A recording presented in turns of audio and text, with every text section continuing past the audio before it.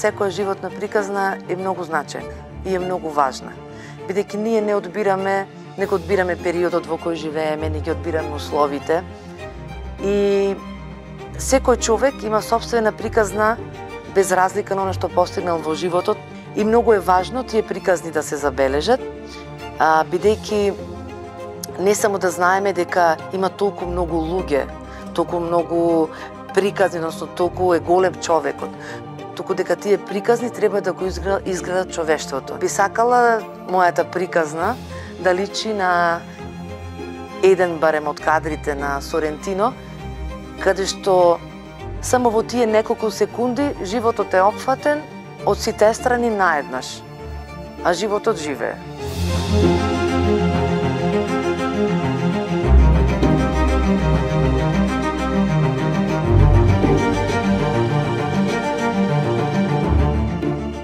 Јас го имам тој луксус да работам, особено овде работена како во Народниот театар во Битола, го имам тој луксус да бидам со сите исклучителни артисти и уметници и за сметка на сите тие наши истражувања, мислења и така натаму да дојдам до некој производ пред време што ќе ги опфаќа сите тие наши естетски и поетски потреби во контекстот на нешто го обработуваме. Значи секогаш е различна. Секогаш е различна, но се стреми сите тие некако да се насочат во нешто што до кое што ние ќе бидеме задоволни со она што сакаме да го кажеме како уметници, а најмногу и публиката.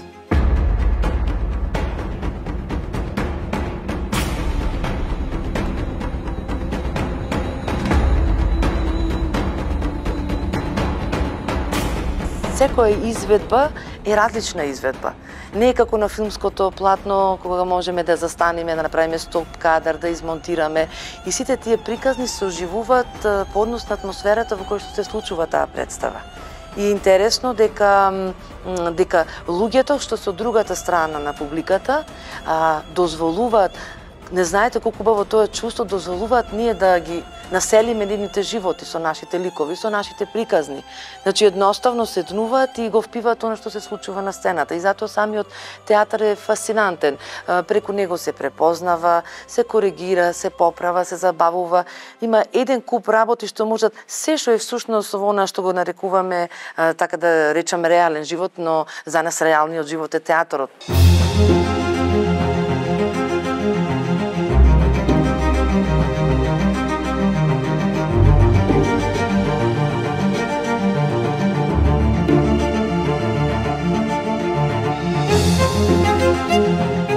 Долго време со мојата драга пријателка и соработничка Софија Ристевска се занимаваме со темите на феминизмот, со жените, со нивната ангажираност во општеството, со нивната подредена состојба во патриархатот, кој што се уште го живееме на различни начини. Имаме и надвор од оваа институција, заедно со Софија Ристевска имаме интимен театар. Тоа е една независна сцена, на која најпрва представа беше Љубовницата, потоа Љубовта е демоде, потоа не знам, пред минатата сезона беше Малиџано овде во Народниот театар. Сите досега со неа воопшто теми што ги работиме се однесуваат на ситуацијата, на позицијата на жената општеството. Но исто така многу убава соработка имав и со режисерот Кендрин Ријани, Жени во собрание, која што работевме минатата сезона во театар комедија, за која што ја добивме мојата прва награда за оригинално сценарио и драматургија.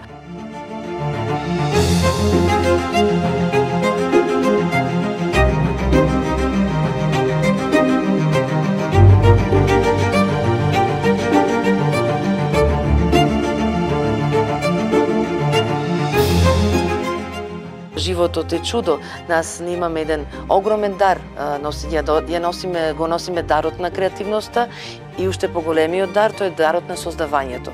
Постојано создаваме живот и како луѓе, и како уметници, и тоа е еден огромен процес, огромен, сложен, прекрасен процес од кој што никој не треба да се откажува.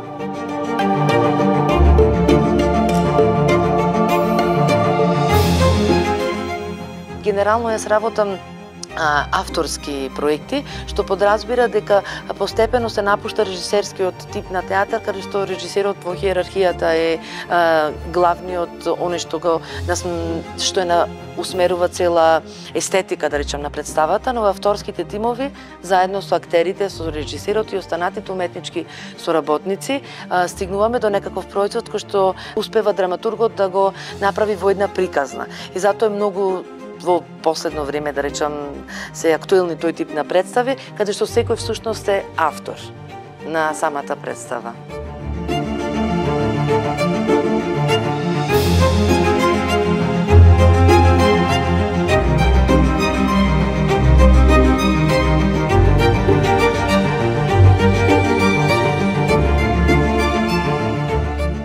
Пред да почнам да се занимавам професионално со театар, јас се запишав на факултетот за учители, сегашна педагошка академија, на наставниот одсек. На 27 одлучив да се занимавам со драматургија, бидејќи околу мене сите мои пријатели беа уметници од различен тип, а јас растев со театар некако природно. И од цела таа идеја, заедно со Софија Ристевска, во да речем како огранок на интимен театар, ја направивме школата Фабрика за мечти, која што работи во две групи, тоа се младинци и деца до 13 и 14 години. И стварно ви кажувам дека тоа е прекрасна работа.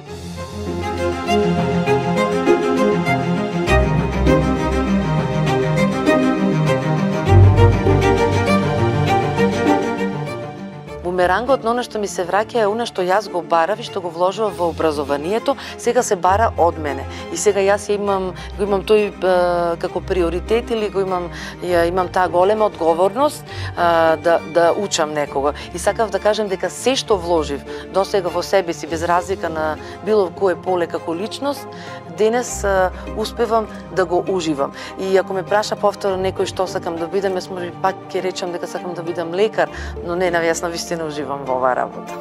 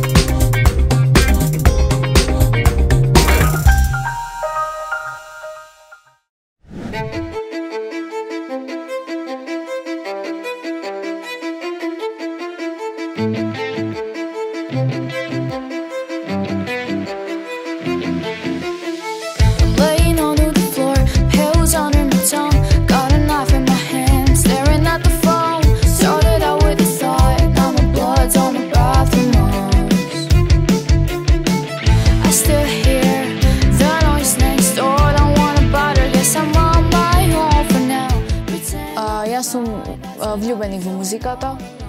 Многу го сакам рок и метал како правец. Исто така сум влюбена во компонирање, во слушање музика. Сакам свирам гитара, да, и пеам, ама сакам да научам уште повеќе инструменти за да ги владеам. И исто така сум влюбеник во литературата. Во слободно време читам, пишувам поезија, проза, што и да е. Филмови многу гледам, истражувам.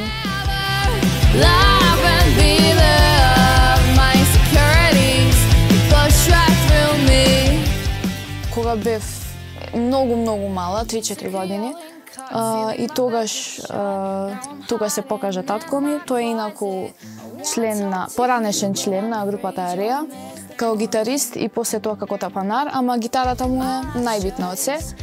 И тој тука ми ја всади таа некоја си музичка генетика, да речам. Тој ми е ментор, почна да ме учи. Првата гитара добив на 7 години, но и порано нешто пробував да посвирам, тој ме учеше, фати овде тон, фати онде, нешто научи.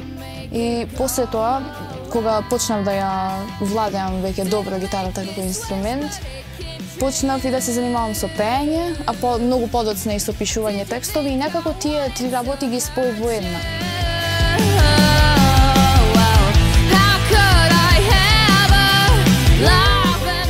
Мојата најголема цел е да им помогнам на луѓето да се пронајдат себе си, и идејата уствари е дека всушност сакам да секој да свати дека не е сам и дека низ тоа што поминува што и да е, макар и колку да му се чини безнадежно и колку да мисли дека не може тоа да го помине, дека не е сам тука. И дека за се има решение, за се постои решение. И на краишта ние сме луѓе и ние сме на еден или друг начин сите поврзани едни со други. А јас главно пишувам за тоа како се чувствувам.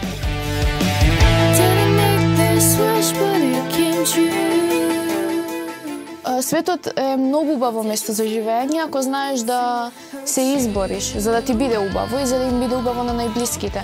Затоа и светот е многу критики добив и многу као луѓе дури уплашени ми да дебе ми вика зашто си целата со крв, зашто не знам трчаш, си испаничена, кој да си луда, овона.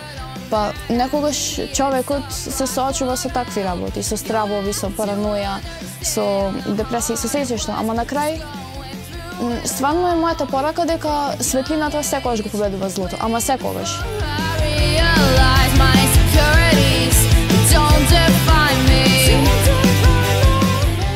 Ја верувам дека ние сме пратени на овој свет за да успееме во нешто, за да победиме во нешто.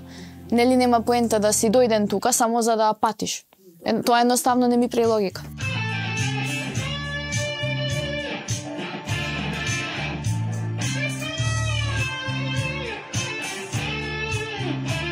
Јас сум навлечена на рок, на метал, на панк, на гранж, значи на сите тие работи. Омилени бендови секако се Рамштайн, Iron Maiden, Metallica, Slayer, до душа порано, сега не толку, ама огромно влијание имаат извршено врз мене. Green Day, Pantera, потоа не знам, исто така и почнав сама да истражувам стилови на музика. И од тие стилови одредени многу ја сакам Taylor Swift. Значи луѓе ми викале како може да ја слушаш Taylor Swift а си металец. Едноставно може, значи таа ме привлекува затоа што и од таму потекнува тоа некое моје размислување дека убави работи не случајно се случуваат. Многу ја сакам и едноставно исто така го слушам Youngblood. Тоа е онака цар да ти каже да си бидеш свој, да бидеш индивидуален. Исто така од бендови ги сакам Slipknot, од панк бендовите Ramones, Sex Pistols, Green Day. Тие ме граделе како личност. Исто така сакам Avril Lavigne. Сите ми велеа дека мојот стил ги потсеќа на Avril Lavigne и тоа е многу голем комплимент за мене, едноставно. И обожавам таа жена.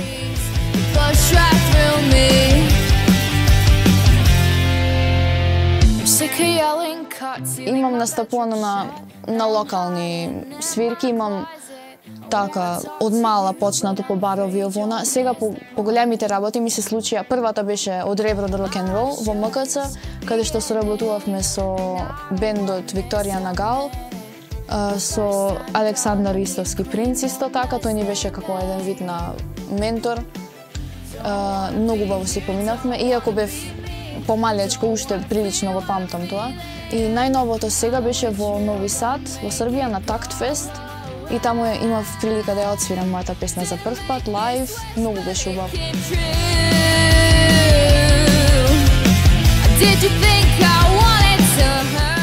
Турбофолкот јас никогаш нема го сватам сериозно и никогаш тоа не е музика за мене, тоа не знам.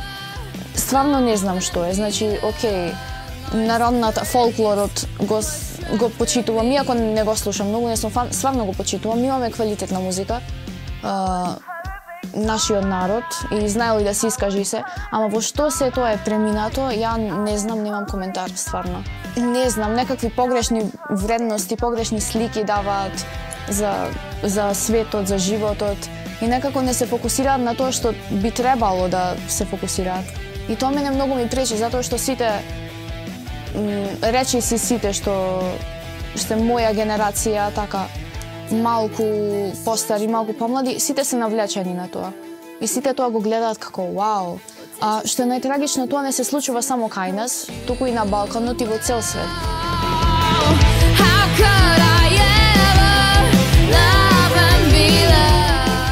Ќе давам се од себе и се надевам дека некој тоа ќе го свати на вистинскиот начин, а не како не да испадне јас дека навредувам или омалуважувам некого. Ама ако гледаме на работите така, па никој не размислува исто. И секој некого на некој начин би го навредил, ама тоа се едноставно различни ставови.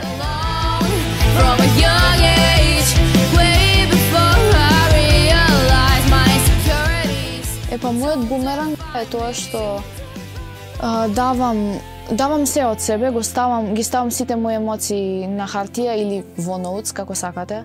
Значи во музика, во текстовите што ги пишувам, во музиката што ја свирам, тоа го проектирам на тој начин.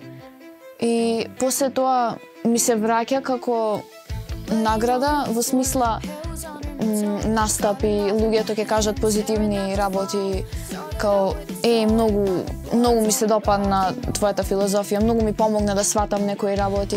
Значи, битно е тука многу љубов да има. Затоа што нели не можеш да добиеш нешто назад ако ти прво не го даеш самиот. Тоа е мојот бумеранг. Don't wanna be here, don't wanna be me, don't wanna feel what I'm feeling. I know it's real, but make it go.